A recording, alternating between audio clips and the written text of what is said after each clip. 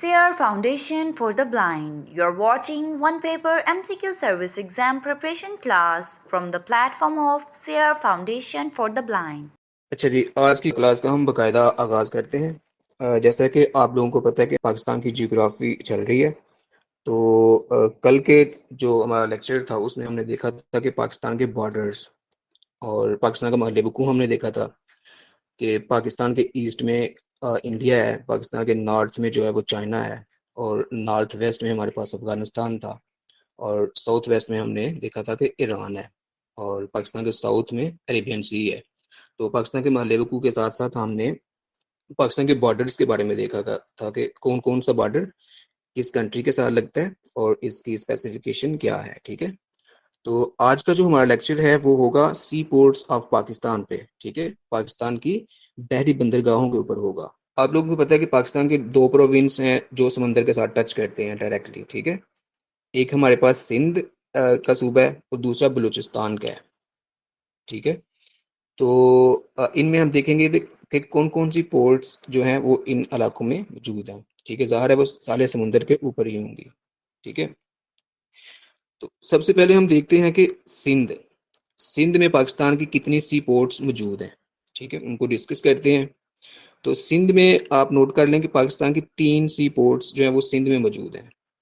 ठीक है, सबसे पहले आती है कराची पोर्ट हमारी।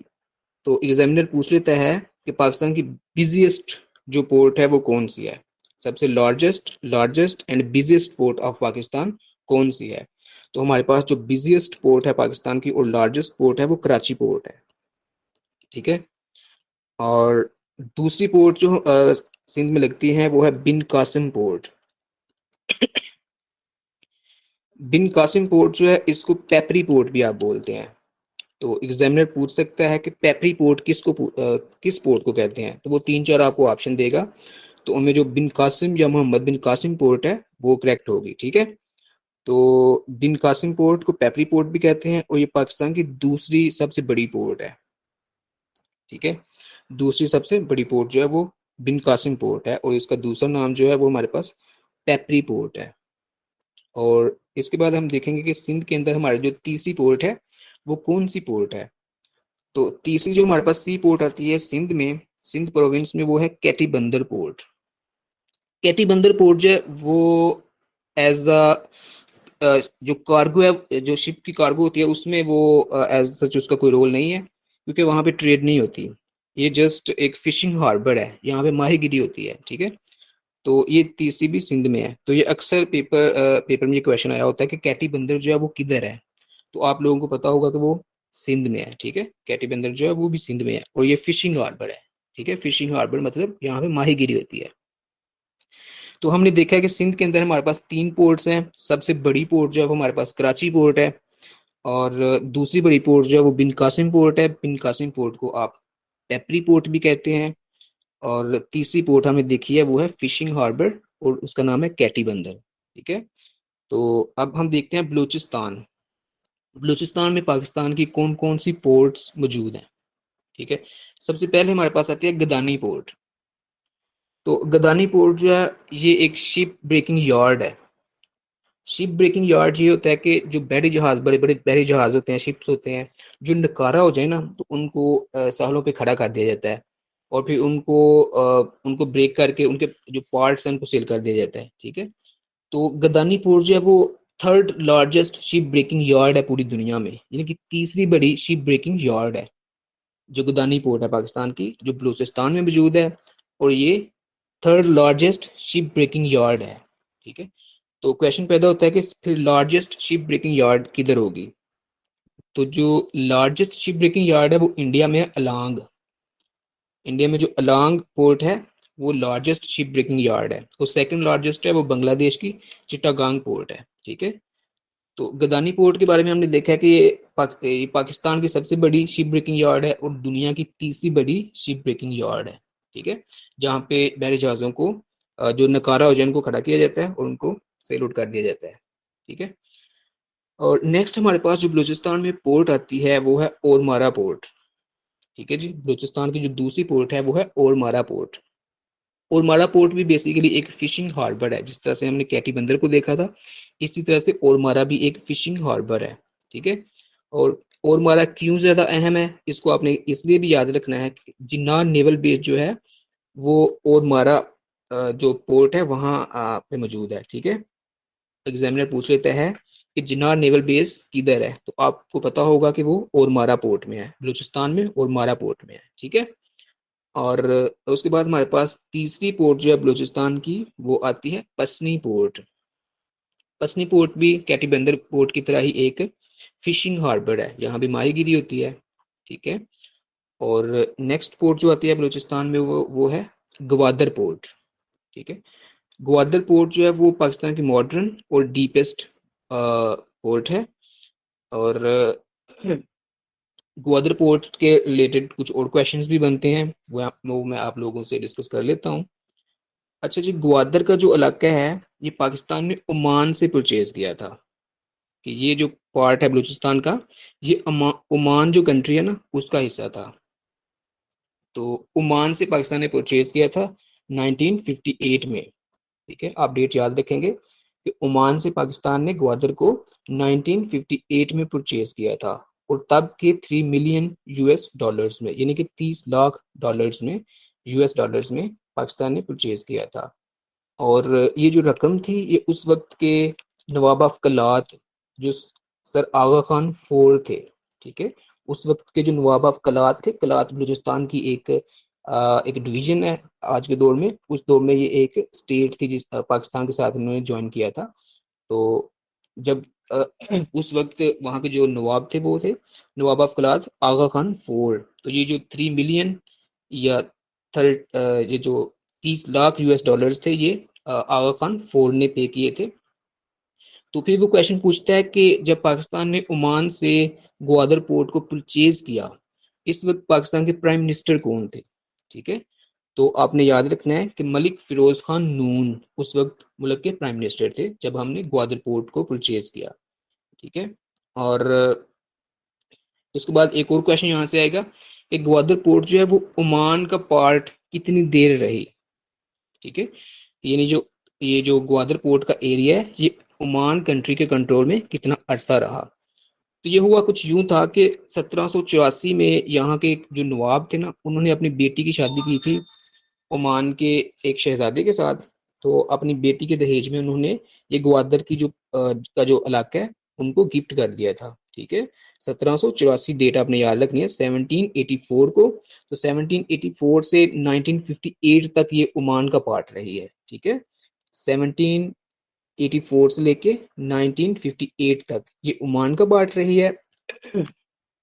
तो ये टोटल कितने ईयर्स बनते हैं। ठीक है, तो ये 174 ईयर्स का जो स्पेन है उस दौर तक ये ओमान का पार्ट रही है। ठीक है, ये हमारे पास है ग्वादर पोर्ट। ठीक है, और बलूचिस्तान की जो नेक्स्ट पोर्ट है वो है जीवानी पोर्ट। ठीक है, जीवानी पोर्ट के बारे में भी सिर्फ आपने ये याद रखना है, ये बलूचिस्तान में है और ये भी एक फिशिंग हार्बर है। ठीक है, तो आज का जो ये हमारा टॉपिक था सी पोर्ट्स के हवाले से वो यहीं तक है। तो मैं एक दफ़ा फिर आपको इस चीज़ के बारे में दोबारा ब्रीफ कर देता हूँ। हमने देखा सिंध के अंदर पाकिस्तान की 3 सी पोर्ट्स हैं। ठीक है, सबसे लार्जेस्ट और बिजिएस्ट पोर्ट जो है वो हमारे पास कराची पोर्ट है। ठीक है, और दूसरी जो सेकंड लार्जेस्ट पोर्ट है वो बिन कासिम पोर्ट है, और बिन कासिम का दूसरा नाम जो है वो पेपरी है। ठीक है, PEPRI पेपरी। ठीक है, और तीसरी पोर्ट हमने देखी है सिंध के अंदर जो है वो कैटी बंदर। कैटी बंदर है तीसरी पोर्ट, और कैटी बंदर जो है वो भी एक फिशिंग हार्बर है। ठीक है, और इसके बाद जी हमने देखा बलूचिस्तान की सी पोर्ट्स। ठीक है, बलूचिस्तान के अंदर हमने सी पोर्ट्स देखी हैं 5 सी पोर्ट्स हमने बलूचिस्तान में देखी हैं। ठीक है, सबसे पहले हमने देखा गदानी पोर्ट। तो जो गदानी पोर्ट है ये third largest ship breaking yard है पूरी दुनिया में। ठीक है, तो शिप ब्रेकिंग यार्ड मैंने आपको बताया कि एक इस तरह से प्लॉट्स बने होते हैं जहाँ पे जो नकारा पैरी जहाज होते हैं उनको खड़ा किया जाता है। तो यहाँ पे 132 शिप ब्रेकिंग जो प्लॉट्स हैं वो मौजूद हैं गदानी पोर्ट में। ठीक है, और दुनिया की सबसे जो लार्जेस्ट सबसे बड़ी शिप ब्रेकिंग यार्ड है वो इंडिया में अलांग जो है पोर्ट है वो है। और दूसरी बड़ी जो है वो बांग्लादेश की जो है ना चिटागांग पोर्ट, वो सेकंड लार्जेस्ट है। और थर्ड लार्जेस्ट हमारे पास गदानी पोर्ट है, ठीक है। 132 शिप ब्रेकिंग प्लॉट्स गदानी पोर्ट में मौजूद है। और बलूचिस्तान की दूसरी पोर्ट हमने देखी है वो है ओरमारा पोर्ट, ठीक है। तो कैटी बंदर की तरह ओरमारा पोर्ट भी एक फिशिंग हार्बर है, यानी कि यहाँ पे भी माहीगिरी होती है। और ओरमारा पोर्ट को आपने इस तौर पे भी याद रखना है कि यहाँ पे जिनार नेवल बेस है, ठीक है। तो ये इस यहाँ से दो क्वेश्चन बनेंगे कि जिनार नेवल बेस वो किधर है, तो आपको पता होगा वो ओरमारा पोर्ट के ऊपर है। और ओरमारा पोर्ट किधर है, वो बलूचिस्तान में है, ठीक है। नेक्स्ट हमारे पास पोर्ट आती है पसनी पोर्ट, ये भी एक फिशिंग हार्बर है और ये बलूचिस्तान में है। फिर हमने ग्वादर के बारे में देखा है कि ये पाकिस्तान की मॉडर्न और डीपेस्ट पोर्ट है, ठीक है। और पाकिस्तान ने इसको ओमान से परचेज किया था 1958 में।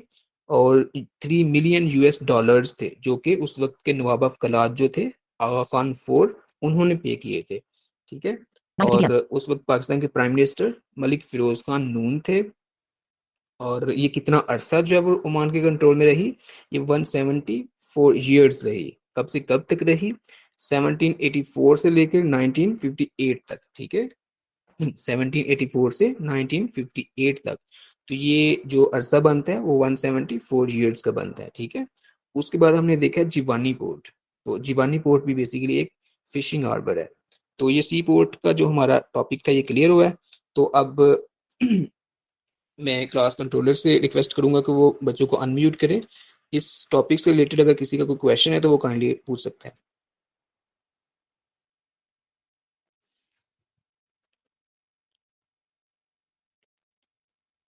जी, आप लोगों को समझ आ गई लेक्चर की, इसकी इस टॉपिक की समझ आ गई है? Yes sir. ये क्लियर है? किसी का कोई यस क्वेश्चन तो नहीं सर, सिर्फ?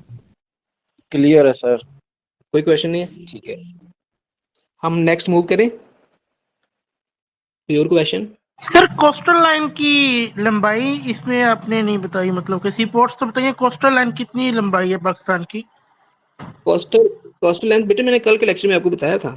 पाकिस्तान की जो कोस्टल लेंथ है वो 1058 किलोमीटर है, ओके सर। ठीक है। नेक्स्ट कोई और क्वेश्चन? सर चाबहार पोर्ट से जिवानी का डिस्टेंस मैंने एक एमसीक्यूज में देखा था कहीं पर, तो वो 80 किलोमीटर है मे बी, शायद अगर आपके ज़हन में चाबहार का जीवानी से? जी जिवानी से, यानी कि अब हाँ हाँ जी एग्जैक्टली। चाबहार जो पोर्ट है वो बच्चों को मैं वो इसलिए डिस्कस नहीं कर रहा था क्योंकि वो जब हम ईरान का टॉपिक करेंगे ना, ईरान का कंट्री करेंगे, उसमें हम डिस्कस करेंगे। तो चाबहार जो है जो जीवानी पोर्ट है इससे उसका डिस्टेंस 110 किलोमीटर है, ठीक है। क्योंकि ये बलूचिस्तान के एंड पे है ना, तो वहां से चाबहार से ये नजदीक है। यस सर, कोई और ठीक है। क्वेश्चन? ठीक है, कोई और क्वेश्चन? एक्सक्यूज डिस्टेंस मी सर।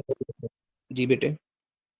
सर ये ट्रेड के हवाले से कोई क्वेश्चन तो नहीं आता कि मतलब सबसे ज्यादा ट्रेड कौन सी जो हमारे पास पोर्ट है वहां पे होती है, या कितने बच्चे बिलियन डॉलर्स की बिल्कुल है इस बिल्कुल तरह के? बिल्कुल बिल्कुल, मैंने ये आपको बताया कि जब मैंने बोला ना पाकिस्तान की लार्जेस्ट एंड बिजिएस्ट पोर्ट है कराची पोर्ट, जी वो तो ठीक है। कराची है जी सर।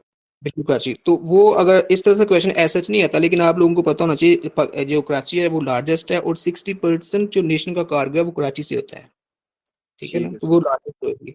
उसी तरह से बिन कासिम जो पेपरी है उससे 35% होता है ना, तो ये सेकंड पे आएगी, ठीक है। जी और सर। क्योंकि ग्वादर अभी जो है ना वो 2002 में इसको ओपन किया था, तो ये अभी इतनी ज्यादा फॉल नहीं है, लेकिन इंशाल्लाह ये जब चलेगी तो ये सबसे टॉप पे होगी, तो ये ओके डीपेस्ट सर, है पाकिस्तान, थैंक यू जी ठीक है। सर।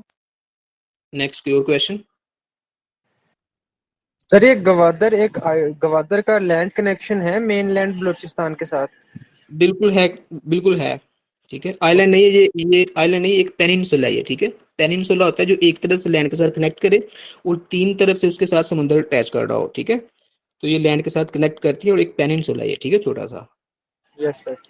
हाँ, हम ना जब इसकी जियोग्राफी की टर्मिनोलॉजी करेंगे ना, तब ये पेनिनसुला क्या होता है, आइलैंड क्या होता है, ठीक है, ये तमाम चीजें आपको पता चल जाएंगी, ठीक है। और कोई क्वेश्चन? सी पोर्ट्स के लिहाज से समझ आ गई है? यस सर, हो गया क्लियर। हम नेक्स्ट ये मूव सर करते आगे चलें जी ठीक है। ताकि नेक्स्ट टॉपिक। जी ठीक है। तो नेक्स्ट टॉपिक हम आज करेंगे पाकिस्तान के डेजर्ट्स। ठीक है, पाकिस्तान के अंदर जो कौन कौन से सहरा हैं आज हम उनको पढ़ेंगे। ठीक है। अच्छा जी, जब हम डेजर्ट्स की बात करते हैं, सहराओं की बात करते हैं, पाकिस्तान के अंदर 5 मेजर सहरा हैं। ठीक है, और वो जो 5 मेजर सहरा हैं हम उनको एक एक करके देखते हैं। ठीक है, सबसे पहले हमारे पास जो सहरा आता है पाकिस्तान के अंदर वो है कटपाना डेजर्ट। ठीक है, कटपाना डेजर्ट जो है, इसके स्पेलिंग बताने की जरूरत तो नहीं है, अगर है तो मैं साथ साथ बता देता हूँ। कटपाना होता है KATPANA। ठीक है, कटपाना डेजर्ट है और ये गिलगित बल्तिस्तान में है। ठीक है, कटपाना डेजर्ट जो है वो गिलगित बल्तिस्तान में है। और गिलगित बल्तिस्तान आपको पता है पाकिस्तान के नॉर्थ में ऊपर टच करता है, जो चाइना के बॉर्डर के साथ है। ठीक है, गिलगित बल्तिस्तान का इलाका जो है पाकिस्तान के नॉर्थ में है और ये ऊपर की तरफ चाइना को कनेक्ट करता है। पाकिस्तान को चाइना के साथ जो कनेक्ट करता है एरिया वो है पाकिस्तान का GB, जिसको गिलगित बल्तिस्तान कहते हैं। अच्छा, दूसरा क्वेश्चन यहाँ से ये भी बन सकता है कि कटपाना डेजर्ट जो है ये कौन कौन से इलाकों में मौजूद है। ठीक है, या किन किन इलाकों में ये फैला हुआ है। तो जब हम कटपाना डेजर्ट की बात करते हैं तो ये स्कर्दू है, शिगर का इलाका है और खपलू का इलाका है। ये गिलगित बल्तिस्तान के 3 इलाके हैं, स्कर्दू, शिगर और खपलू।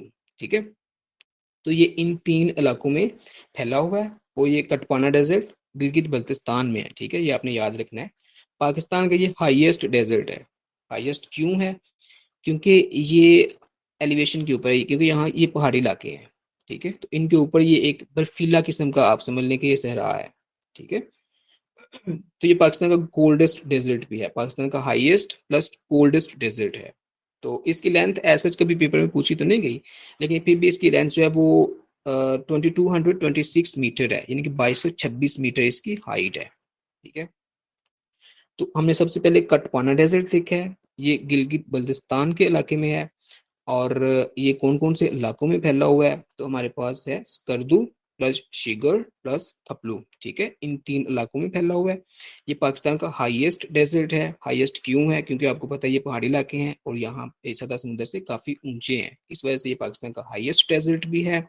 और ये पाकिस्तान का कोल्डेस्ट डेजर्ट भी है, क्योंकि आपको पता है इन इलाकों में बर्फबारी अक्सर होती है, तो ये कोल्डेस्ट डेजर्ट है। ठीक है, ठंडा तरीन डेजर्ट है पाकिस्तान का। नेक्स्ट डेजर्ट जो है पाकिस्तान के अंदर वो है पंजाब में, थल डेजर्ट, THAL, थल डेजर्ट। ठीक है, थल डेजर्ट जो है ये बेसिकली साउथ पंजाब में है। ठीक है, तो यहाँ पे हम देखेंगे कौन कौन से इलाके इसके यहाँ ये फैला हुआ है।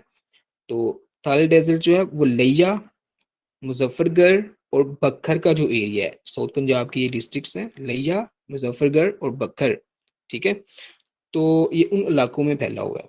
ठीक है, ये जो थल डेजर्ट है। ठीक है, और उसके बाद हमारे पास आता है चोलिस्तान डेजर्ट, ये भी साउथ पंजाब में ही है, चोलिस्तान डेजर्ट। ठीक है, चोलिस्तान डेजर्ट को रोही डेजर्ट भी बोलते हैं।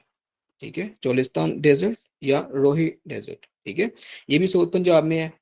तो ये कौन कौन से इलाकों में है? ठीक है, तो आपने याद रखना है कि ये बहावलपुर, बहावलनगर और रहीम यार खान के जो इलाके हैं ना पंजाब के, साउथ पंजाब के इलाके जो हैं, ये उधर फैला हुआ है। तो यहाँ पे एक क्वेश्चन ये भी आ जाता है कि दिरावर फोर्ट जो है वो किधर है। तो अगर वो पूछ ले कि दिरावर फोर्ट किधर है, अगर वो इलाका पूछे तो आपको पता है ये बहावलपुर के सहराओं में है। ठीक है, तो सहरा कौन सा है यहाँ लगता है? रोही डेजर्ट या चोलिस्तान में है। ठीक है, ये पेपर में क्वेश्चन आ चुका है कि दिरावर फोर्ट जो है वो किधर है, वो है चोलिस्तान डेजर्ट में। ठीक है, चोलिस्तान डेजर्ट का दूसरा नाम जो है हमारे पास रोही डेजर्ट है। ठीक है, तो अच्छा, डेरावर फोर्ट जो है वो किसने बनवाया था, ये पेपर में भी आ चुका है क्वेश्चन पास पेपर्स में, कि ये किसने बिल्ड किया था। तो ये नवाब सादिक मोहम्मद खान जो थे उन्होंने ये तमीर करवाया था 1732 में। ठीक है, 1732 में नवाब सादिक मोहम्मद खान ने इसको तमीर किया था। ठीक है, तो एक और क्वेश्चन यहीं से आएगा कि नूर महल किधर है। ठीक है, तो नूर महल आपको पता है ये बहावलपुर के अंदर है। ठीक है ना, ये भी पास पेपर में क्वेश्चन आ चुका है। तो अच्छा, ये था हमारे पास चोलिस्तान या रोही डेजर्ट। अब हम देखते हैं सिंध के अंदर कौन सा डेजर्ट है। ठीक है, तो सिंध के अंदर जो पाकिस्तान का डेजर्ट है वो है थर डेजर्ट। ठीक है, THAR, थर डेजर्ट। ठीक है, तो थर डेजर्ट जो है ये कौन कौन से इलाकों में फैला हुआ है, तो आपने देखना है ये कौन कौन से इलाकों में फैला हुआ है। हमारे पास है थर, एक अलहदा से डिस्ट्रिक्ट है। ठीक है, थर और उमरकोट और मीरपुर खास। ठीक है, ये थर, उमरकोट और मीरपुर खास के इलाकों में ये फैला हुआ है। ठीक है, थर डेजर्ट के लिहाज से आपने याद रखना है ये पाकिस्तान का सबसे बड़ा डेजर्ट है। ठीक है, लार्जेस्ट डेजर्ट ऑफ पाकिस्तान की जब हम बात करेंगे तो हमारे पास थर डेजर्ट है। ठीक है, और थर डेजर्ट जो है ये दुनिया में 20वां बड़ा जो है वो डेजर्ट है। ठीक है, क्योंकि इसका कुछ पोर्शन जो है पाकिस्तान में है और इसका कुछ पोर्शन इंडियन पंजाब, हरियाणा और गुजरात में है। ठीक है, हम डिस्कस कर रहे हैं थर डेजर्ट। ठीक है, तो थर डेजर्ट जो है वो सिंध के अंदर है। हमने देखा है ये थर का इलाका है, उमरकोट का इलाका है और मीरपुर खास का इलाका है। और थर डेजर्ट जो है पाकिस्तान का सबसे बड़ा डेजर्ट है, लार्जेस्ट डेजर्ट है, और वर्ल्ड लेवल पे ये 20th लार्जेस्ट डेजर्ट है। ठीक है, तो इस डेजर्ट का कुछ पोर्शन पाकिस्तान में है और इसका ज्यादातर पोर्शन जो है वो इंडिया में है। ठीक है, और उसके बाद हम देखते हैं खारान डेजर्ट। अच्छा बच्चे, ये सिर्फ एक डेजर्ट रह गया, इसके बाद आपसे क्वेश्चन लिए जाएंगे। ठीक है, अच्छा जी, उसके बाद है हमारे पास खारान डेजर्ट। ठीक है, खारान डेजर्ट जो है ये हमारे पास है बलूचिस्तान में। ठीक है, Kharan desert, KHARAN, Kharan desert, ये बलूचिस्तान में है। ठीक है, तो ये खारान डिस्ट्रिक्ट है बलूचिस्तान का एक, खारान डिस्ट्रिक्ट, तो ये उधर मौजूद है। ठीक है, इसको सैंडी और मोन्टेनियस डेजर्ट भी कहते हैं। ठीक है, सैंडी और मोन्टेनियस डेजर्ट। सैंडी और मोन्टेनियस इसलिए कि यहाँ पे सैंड ड्यून्स हैं। ठीक है, रेत के टीले जिनको बोलते हैं वो काफी ज्यादा हैं, तो इसी वजह से इसको ऐसा बोलते हैं। और अच्छा, एक एक बात और याद रखिएगा, ये जो है ना थार डेजर्ट, इसको फ्रेंडली डेजर्ट भी बोलते हैं। ठीक है, थार डेजर्ट में एक और चीज ऐड कर लीजिएगा, इसको फ्रेंडली डेजर्ट बोलते हैं। फ्रेंडली डेजर्ट इसलिए बोलते हैं कि ये यहाँ पे ये पूरी तरह से एरिड नहीं है, यानी कि पूरी तरह से ये खुश्क नहीं है। यहाँ पे कहीं कहीं आपको ग्रीनरी भी मिलती है, और इसी वजह से ये दुनिया के चंद जो गंजान आबाद तरीन डेजर्ट्स है ना, जहाँ जहाँ पे आबादी है, जहाँ पे आबादी मौजूद है, ये उन डेजर्ट्स में से एक है। ठीक है, थार डेजर्ट जो है सिंध का, ये गंजान आबाद तरीन डेजर्ट्स में से एक है और इसको फ्रेंडली डेजर्ट इसी वजह से कहते हैं। ठीक है, तो इसका दूसरा नाम जो है वो सब ट्रॉपिकल डेजर्ट भी है। ठीक है, सब ट्रॉपिकल डेजर्ट भी इसी को बोलते हैं, क्योंकि मैंने कल भी डिस्कस किया था कि पाकिस्तान में सिंध से नीचे जो अरेबियन सी है वहां पे ट्रॉपिक ऑफ कैंसर की जो लाइन गुजरती है ना, उसके करीब करीब होने की वजह से इसको सब ट्रॉपिकल डेजर्ट भी बोलते हैं। ठीक है, और नेक्स्ट हम देख रहे थे बलूचिस्तान के अंदर हमारे पास कौन सा डेजर्ट है, तो वो है खारान डेजर्ट। ठीक है, खारान डिस्ट्रिक्ट के अंदर मौजूद है। इसको सैंडी और मोन्टेनियस डेजर्ट भी कहते हैं, क्योंकि यहाँ रेत के काफी बड़े बड़े टीले भी मौजूद हैं उसी वजह से। और खारान डेजर्ट इस वजह से भी मशहूर है क्योंकि पाकिस्तान ने जो चागी 2 किया था, चागी 2 वो था जो पाकिस्तान ने एटमी धमाके किए थे ना 28 मई 1998 को। तो 28 मई 1998 को पाकिस्तान ने चागी हिल्स के अंदर जो रास्को की पहाड़ी थी वहां पे 5 एटमी धमाके किए थे। ठीक है, तो छठा जो एटमी धमाका था वो खारान डिस्ट्रिक्ट डेजर्ट में किया था। ये 30 मई 1998 को किया था। ठीक है, 30 मई को ये किया था धमाका।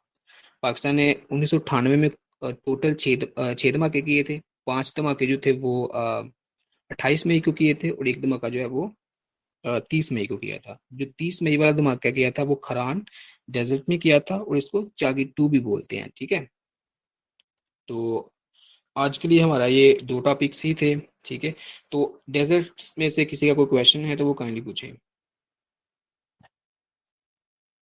जी, बच्चों को अनम्यूट कीजिएगा।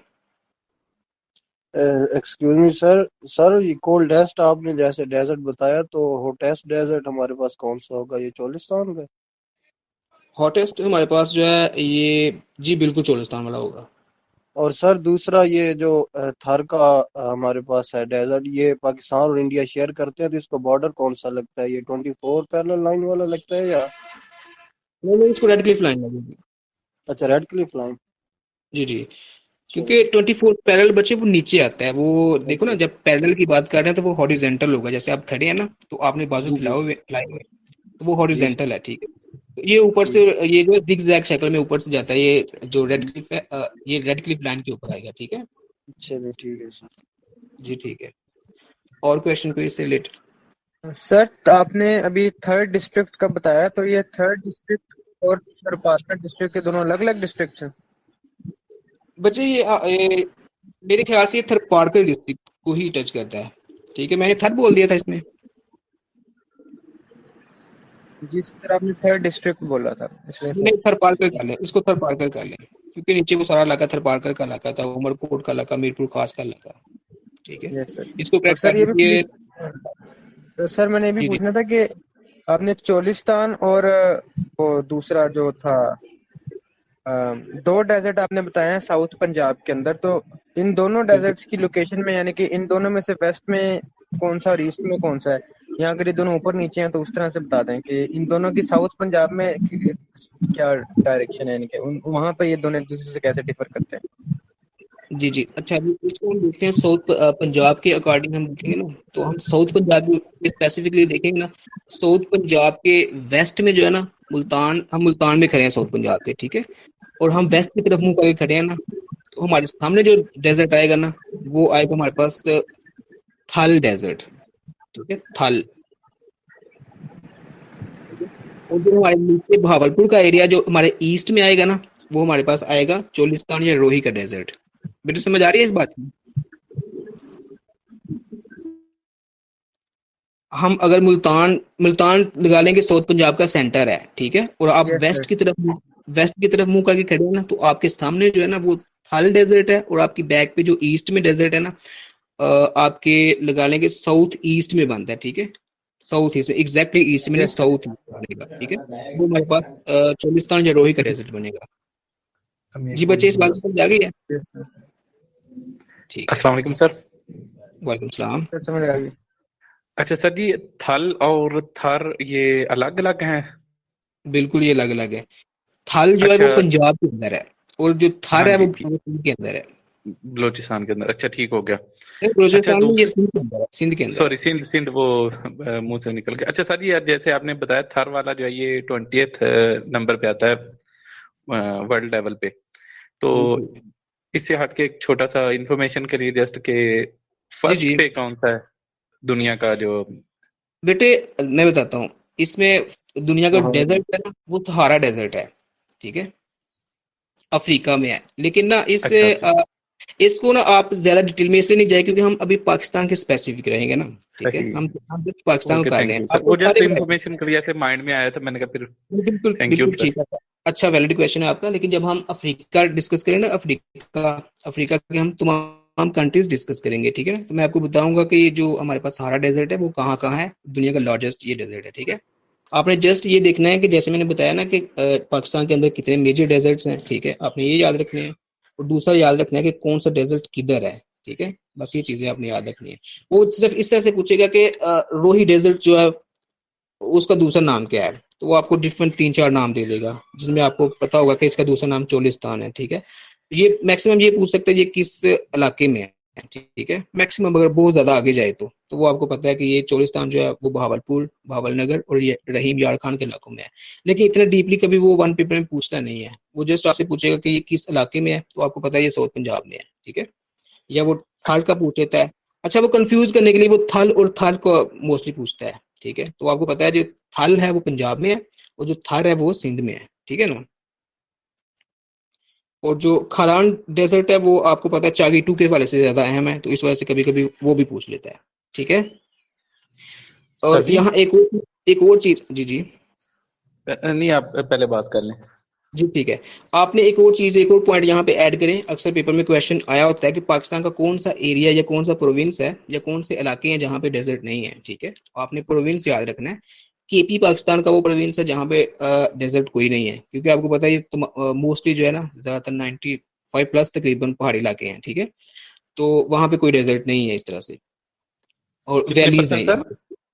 कितने परसेंट? मोस्टली मोस्टली जो है ना 90 to 95% जो है ये पहाड़ी इलाकों पे मुश्तमिल है, ठीक है ना। सही। जैसे आप इधर जाएं, दूसरे ये सवात के इलाके में चले जाएं या ऊपर चले जाएं, ठीक है। सर इसी जी, तरह कल से हमने बॉर्डर्स डिस्कस किए थे, तो एक उससे मिलता जुलता क्वेश्चन है, मे बी आता हो या नहीं, वो ये कि समुद्री हदूद जो है होती हैं वो कितनी होती हैं? मीन्स मैं आपका मीन क्वेश्चन के नहीं समझा। कोई भी किसी कंट्री के साथ जो समंदर लगता है,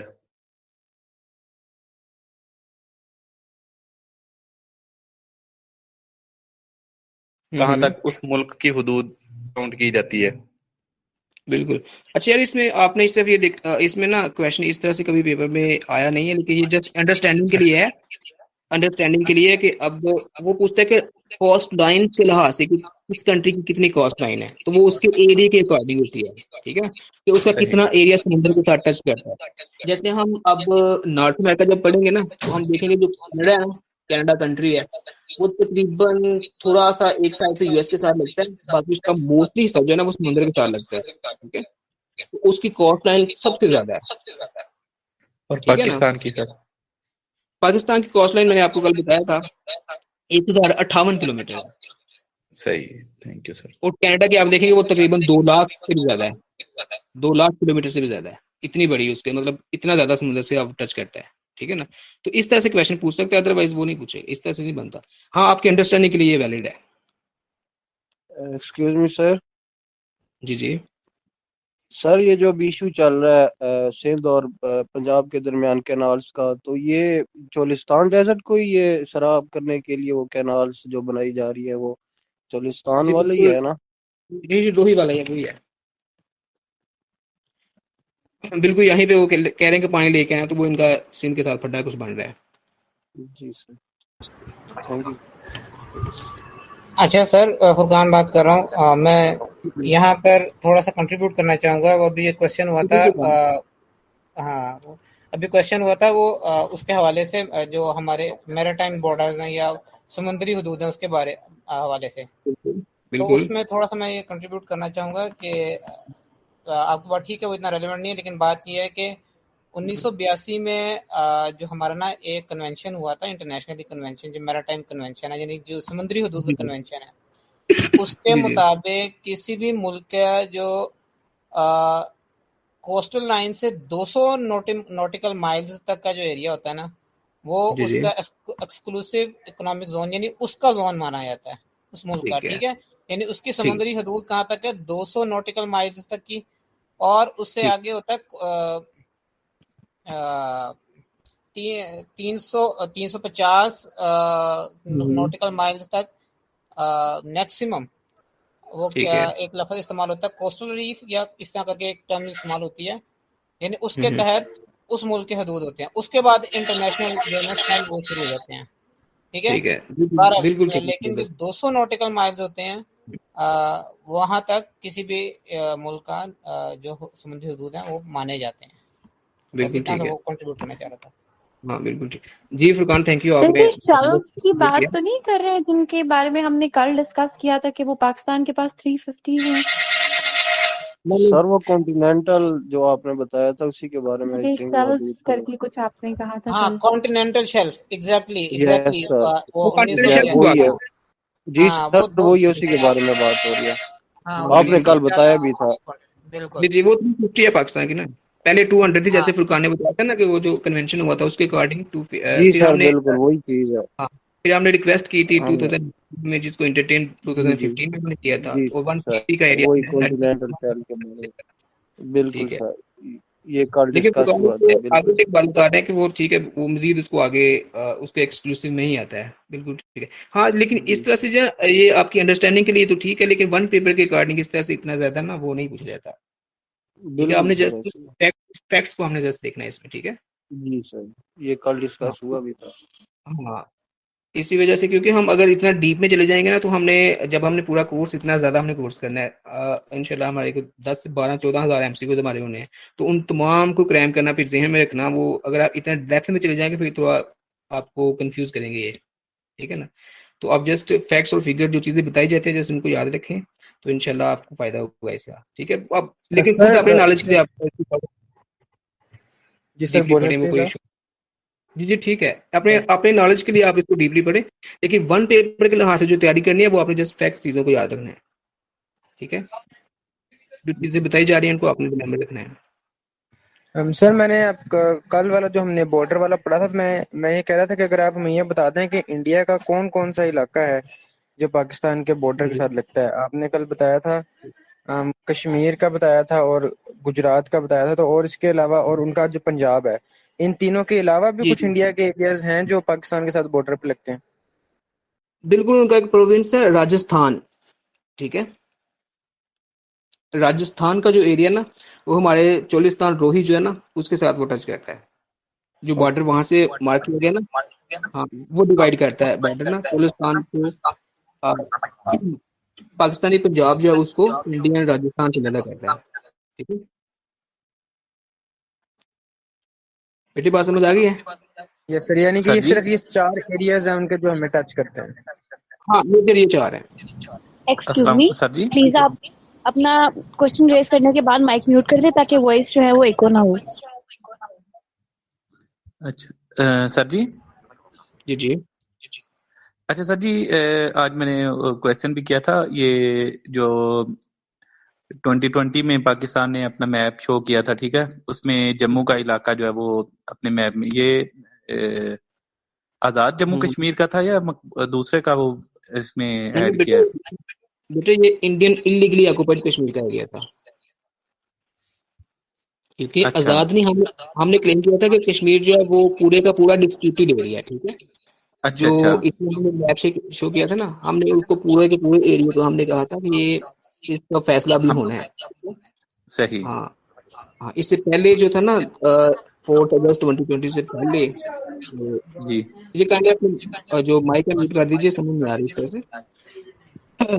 तो इससे पहले जो था ना ये हम अपने मैप में ये इंडियन इलीगली जो जम्मू कश्मीर का एरिया वो शो नहीं करते थे, ठीक है। उसके बाद हमने शो करना शुरू कर दिया, तो वो जो लेंथ की इंक्रीज हुई वो 500 किलोमीटर तक वो उसी में ऐड की गई है, ठीक है। इसी वजह से 1600 से 2100 हो गई। सर तो मेरी इसका समझ अच्छा, आई? मतलब है इंटरनेशनली एक्सेप्ट नहीं किया जाता होगा वैसे तो। ये जस्ट आपने किया, इंटरनेशनल नहीं है ये। सही, यानी हम हमारा ये क्लेम है कि ये हमारे इलाका हमारा हमारा ही है क्लेम है बहरहाल। ये हमारे जी जी ये हमारे इंडियन पास ही है। मुस्लिम या वो जो तकसीम के वक्त वो हमारे साथ वो कहने के ना इंसाफी हुई है जो भी है, हाँ उस बिल्कुल पॉइंट ऑफ बिल्कुल व्यू से सर। चलें। Thank you sir. ठीक है, वेलकम। सर ये क्लेम तो ये पहले भी किया हुआ था, तो पहले इन्होंने क्यों नहीं शो किया था अपने मैप में? क्लेम तो बस यार शुरू ये से समझिए कर ये रहे हैं। गलत थी, समझिए समझिए ये सॉरी हमारी गलत, बस ऐसे जी सर, गफलत समझिए सॉरी, हमारी, क्योंकि बिल्कुल सर, सॉरी। इंडिया आज तक आपके गिलगित बल्तिस्तान को भी अपना लगा शो करता है, इंडिया का मैप अच्छा आप सर जी, निकालिए, इसी से वो सर आज एक भी आप और क्वेश्चन माइंड में आ गया है। जी जी इंडिया ने जो कश्मीर को अपने अंदर जम किया है वो कब जी किया जी था? ये भी इसी के आसपास कहीं हुआ था। हाँ ये 5 अगस्त 2020 है या 5 अगस्त 2021 है, एग्जैक्टली मुझे पता नहीं, मैं ये देख के आपको बताऊंगा। 5 अगस्त की डेट है, और ये मैं देख के बताऊंगा आपको। 2019 है एग्जैक्टली। 2019 है, सर ठीक है, 2019 है sir. Thank you thank you.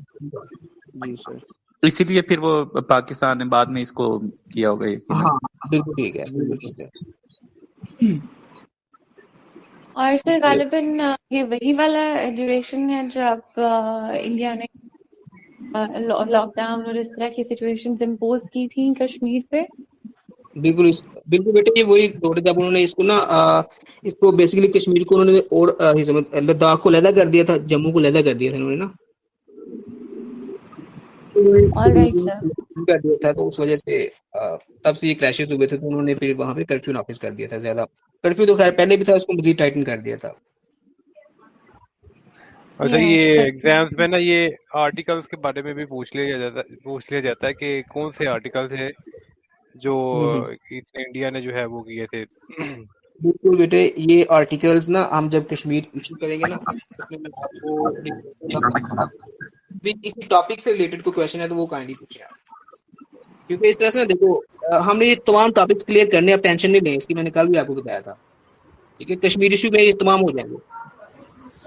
अच्छा सर, मेरा एक क्वेश्चन है, फुरकान बात कर रहा हूँ। जी जी फुरकान।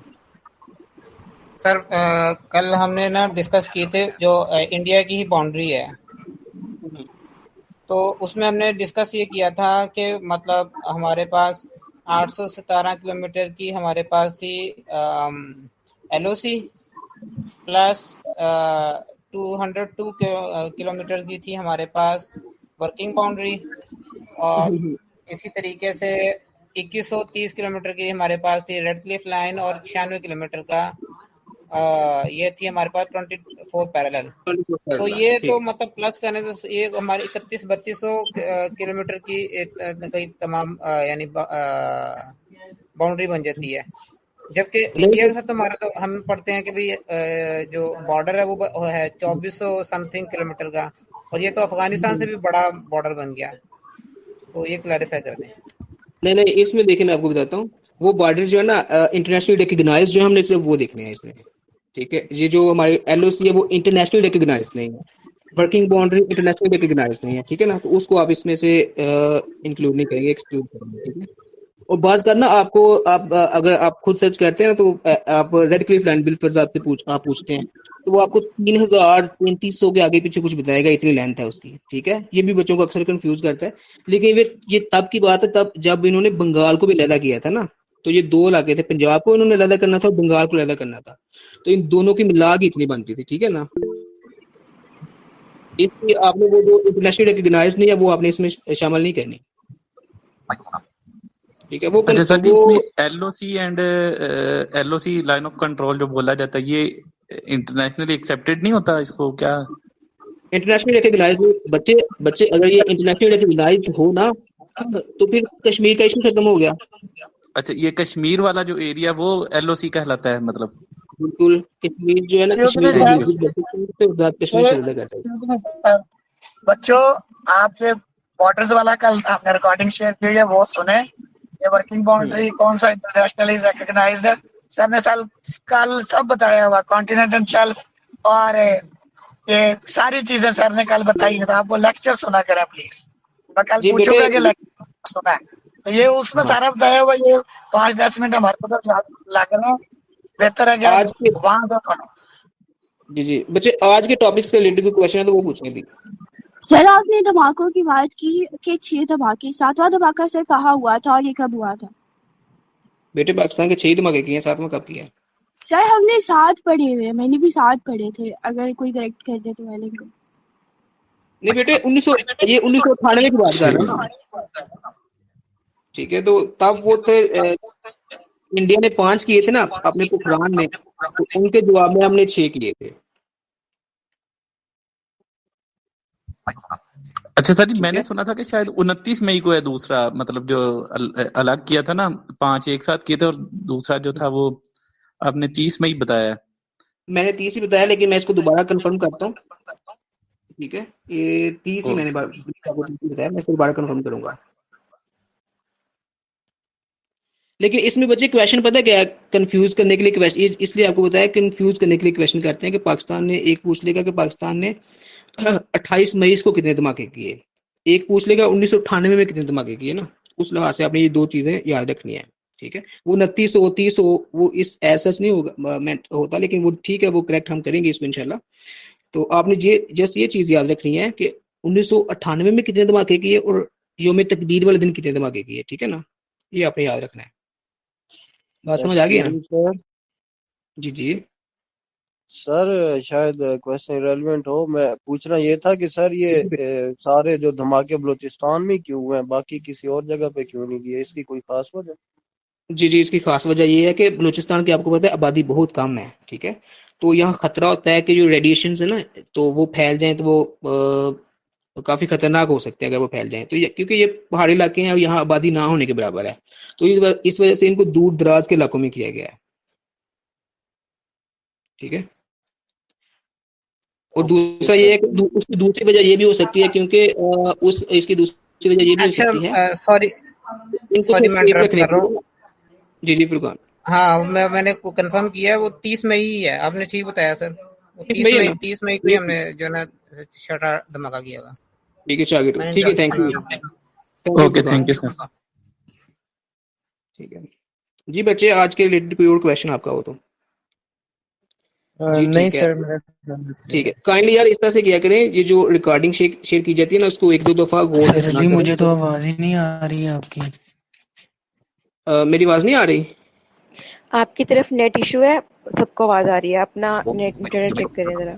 आ रही है सर आपकी आवाज। सर ठीक है ठीक बच्चे मैं ये बात कर रहा हूँ कि ये जो रिकॉर्डिंग शेयर की जाती है ना इसको 2-3 दफा सुना करें और अपने नोट्स जो है वो अपडेट किया करें दोबारा ठीक मुझे है तो तो इस तरह से काफी देखें ना देर हो गई आप डेजर्ट नहीं पहुंच पा रही। जवाद आपकी आवाज नहीं आ रही, आप तरस कवरेज एरिया में आके बात करें, आपकी आवाज बिल्कुल नहीं आ रही। आपकी आवाज ना वो सही नहीं आ रही। सर आज का टॉपिक कंप्लीट हो गया। जी आपका आज का कंप्लीट हो गया। चलें ठीक है बच्चों, हमने आपको संडे वाले दिन आपके नोट्स भी चेक करने, तो इस बात में आपने नहीं रहना कि आप सिर्फ क्लास में बैठ के सुनेंगे और बस हम आपको बरी कर देंगे, ऐसे नहीं होगा। संडे को आप अपने कोऑर्डिनेटर्स को नोट्स भेजेंगे, वो नोट्स हम चेक करेंगे कि कौन सा बच्चा नोट्स बना रहा है, क्योंकि नोट्स के बगैर तो इस क्लास का फायदा नहीं है आपको। और रिकॉर्डिंग डेली शेयर होती है, काइंडली वो रिकॉर्डिंग सुना करें, क्योंकि ये सब्जेक्ट जो है एक बार सुनने से आपको याद नहीं होनी ये चीज। और बेटा ये आपकी वन टाइम इन्वेस्टमेंट है, एक दफा आपने इसको गौर से कर लिया, आपने लेक्चर सुने, आपने नोट टेकिंग कर ली, तो ये पूरी जिंदगी इंशाल्लाह आपके साथ चलने वाला है। ठीक है जितने भी टेस्ट आएंगे सब आपका काम होगा ये। जी बेटे। सर ये स्मॉलेस्ट डेजर्ट हमारे पास कौन सा होता है? ये थल का है बंद स्मॉलेस्ट? जी सर, जैसे लॉन्गेस्ट है हमारे पास वो आपने बताया था थर का। बच्चे इसमें लार्जेस्ट का तो मैं वाकई मैंने आपको बताया ये थर्ड डेजर्ट है, लेकिन स्मॉलेस्ट मैं आपको इसमें शॉर्ट बता सकता था क्योंकि बाकियों का इन्होंने ना कुछ मेंशन नहीं किया हुआ, क्योंकि सिंध के जो इलाके मेंशन किए हुए ना ये बड़े बड़े इलाके हैं, जैसे थरपारकर का इलाका है ना वो काफी बड़ा एरिया वाइज काफी बड़ा इलाका है। ठीक है और ये जो दूसरा हमने देखा ना उमरकोट मीरपुर खासी बड़े बड़े डिस्ट्रिक्ट्स हैं, तो इस वजह से एक लार्जेस्ट डेजर्ट है पाकिस्तान के अंदर, क्योंकि सिंध में ये काफी ज्यादा फैला हुआ है। लेकिन हम चोलिस्तान की बात करेंगे तो वो सिर्फ ये 3 डिस्ट्रिक्ट्स के अंदर है और उसका ज्यादा पोर्शन जो है ना इसका भी इंडिया के अंदर है। ठीक है और दूसरा जो खरान है वो खरान डिस्ट्रिक्ट के अंदर ही है बलूचिस्तान में। तो स्मॉलेस्ट एज सच कभी पूछा नहीं गया, लेकिन चले मैं इसके बारे में देखूंगा। आप जैसे इसको देखें ठीक है sir, thank you. Okay sir thank you. ठीक है जी सर बहुत शुक्रिया, आज की क्लास अच्छी रही। तो जी क्वेश्चन तो नहीं है किसी और का, तो फिर क्लास को एंड करते हैं। अच्छा इसको अच्छा मेरे लास्ट इन जो डेजर्ट्स हमने पढ़े इनके अंदर कोई मतलब मिनरल्स वगैरह के हवाले से तो नहीं अभी हम पढ़ेंगे, या वो बाद में टॉपिक कवर करेंगे? मिनरल नहीं वो लहदा से करेंगे हम। ठीक है पाकिस्तान के अंदर कौन कौन सा मिनरल कहाँ पाया जाता है ये लहदा से करेंगे। सर ये पाकिस्तान जियोग्राफी वाला हमारा जो टॉपिक है ये इस पूरा वीक चलेगा या इसका आप बता देंगे कब तक चलेगा? ये बेटे जब तक कंप्लीट ऐसी हैं जो जी सर। इसमें भी और भी काफी टॉपिक्स हैं, 3-4 टॉपिक्स अभी इसमें पड़े हुए हैं। ठीक है अभी हम इसमें रिवर्स करेंगे, इसमें माउंटेन्स करेंगे। ठीक है और हमें पासेस करने हैं अभी इसमें मोस्ट इम्पोर्टेंटली। ठीक है ना जो अक्सर पेपर में आए होते हैं। ठीक है दोआब्स हम देखेंगे अभी इसमें पाकिस्तान के। ठीक है माउंटेन पीक्स देखेंगे और रिवर्स देखेंगे। इसमें मे बी 1 वीक या 1-2 लेक्चर से ज्यादा भी हो जाए।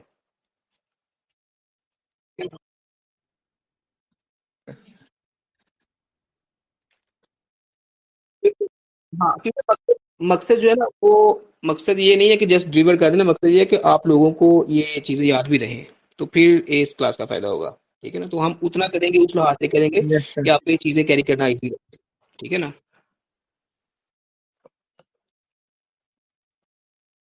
ठीक है जी बच्चे। ठीक है अगर कोई क्वेश्चन नहीं है तो फिर क्लास को एंड करते हैं।